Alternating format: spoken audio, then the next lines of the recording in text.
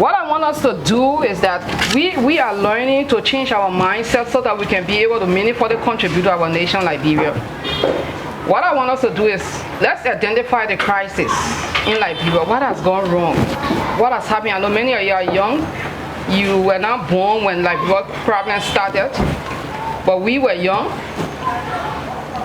in the 80s.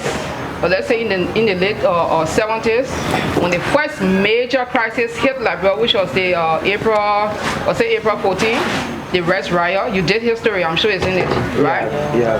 The Rest Riot. When that crisis broke up, it was from that time Liberia went through one crisis after another. We were the youth at that time, and for some of us, we were affected in the sense that most of our productive years was spent in moving from one place to another place, and in the process we got married, we started having children, and we didn't have the kind of opportunity that some of you may have now to be able to develop yourself. But even in the midst of all of that, we did everything to improve our lifestyle, because we knew that if we didn't improve our lifestyle, we would not have access to the future. I'm talking from a Christian perspective. I remember years back when we were praying for Liberia, the Lord said only those who are prepared will take over the new Liberia. Now, let's come back to the crisis.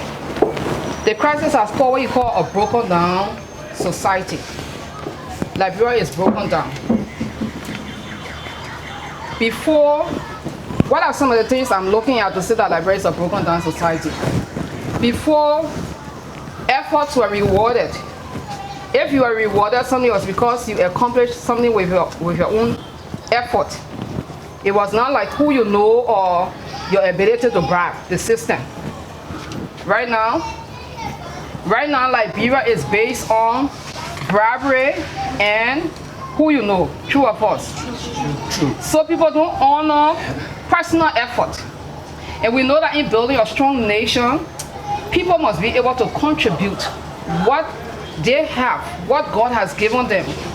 Their purpose must find a place of expression in contributing to the nation development. But because our system is broken down, our moral fabric has broken down, people don't respect law and order anymore, anything can go. So we should know that the crisis have a great effect on our performance as young people. Another thing again, cheating and lying is acceptable. Like he gave the example about the little guy. For him to just come and say, "Big brother, please buy me food to eat, I'm hungry." No. What did he do? He lied.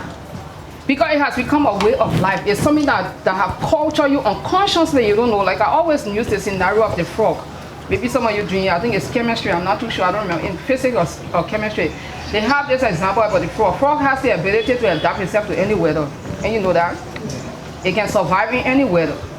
So when you put a frog in a pot of water and you put it on the fire, as the water is heating, the frog is adjusting itself to the heat. And that frog will gradually adjust itself to the heat until it boils to death without knowing.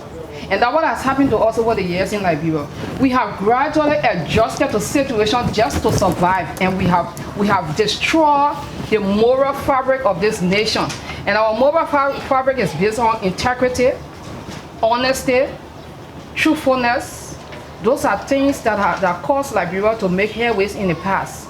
Liberia was known as a nation that people desire to come to. People desire to be identified with because they had those qualities. But because our system is broken down, anything goes. Lying has become a lifestyle. Cheating has become a lifestyle.